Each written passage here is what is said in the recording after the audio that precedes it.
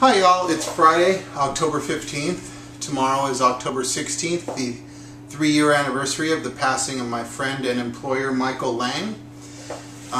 Michael was a great man who created a company that manufactures and distributes vitamins and supplements to benefit children on the autistic spectrum. How I met Michael is just kind of random. I was working at a natural food store, and he would come in to get the puffs for shipping, and he would recycle them and use them in shipping his product. In doing so, he would I would encounter him in the store, and inevitably we would end up in a at least 15-minute discussion on politics. We seemed to click, and I really enjoyed his visits. Eventually, I lost my job where I was at, and Michael contacted me through a mutual friend and asked if I would like to work at the company that he created.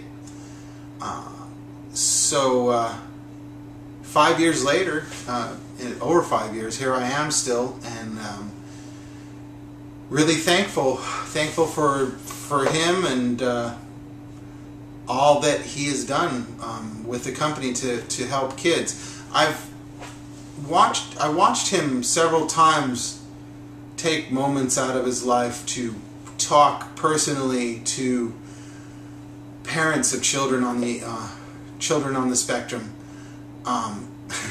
It was much to our chagrin sometimes, because we'd be in the middle of doing some complicated paperwork or machinery or something we're working on, and he'd get a call from a distraught parent who is dealing with a crisis with their autistic child. He would drop whatever he was doing and go to the phone and spend 45 minutes or longer trying to calm the parents down and give them advice and just kind of listen, and it was very impressive. I saw that happen many a time, and I also saw a few letters that our company received stating that their children had shown improvement in school and in cognitive function and in verbal communication. These letters all stated improvement in these areas, and although the vitamins and supplements definitely are not a cure-all, and I'm sure they don't help all the children that try them, there has been these instances where we've received really good feedback, and he must be really proud. He must have been, and he must be really proud of those moments and those achievements. I watched him get sick from pancreatic cancer and pass away, and that was very difficult.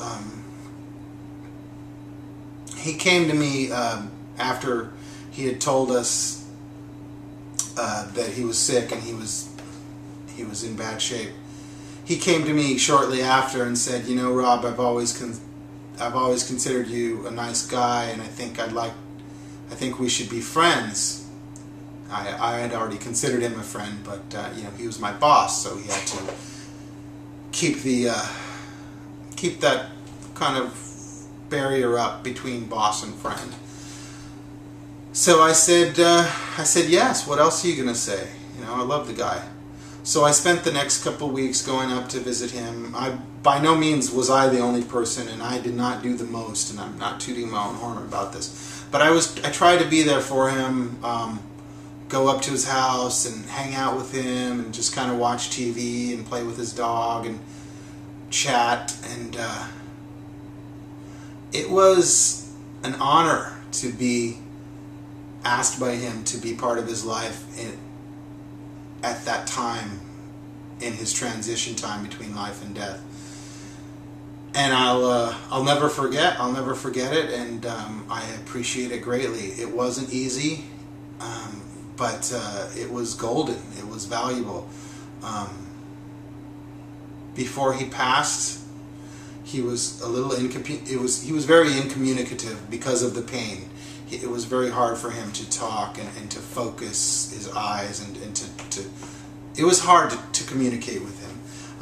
Right before he passed, we were working in the lab making the vitamins, and we got word that he was probably on his way out and we should go up and say our piece. So I went up there and up to his house, and his family were all there, and I got a moment with him by myself, and I positioned myself in front of his face, and I looked into his eyes and I said, Michael, I'm going back to the laboratory because I'm going to be making vitamins to help kids with autism. And he looked at me, his eyes focused, and he was clear as a bell, and he smiled and nodded, and it was beautiful. I really wanted to make that, I wanted him to feel proud of what he had done in his life, and I think I was able to help him get there. So he passed shortly after that, and we continue to make the products and honor his memory, and I continue to be inspired by him. So I just want to say thank you, Michael. Thank you. I'm sure there's a lot of parents that thank you too. And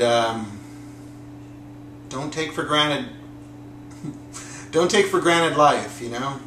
Every breath is a gift, and we're all lucky to be here sharing this time with each other, and that's about it.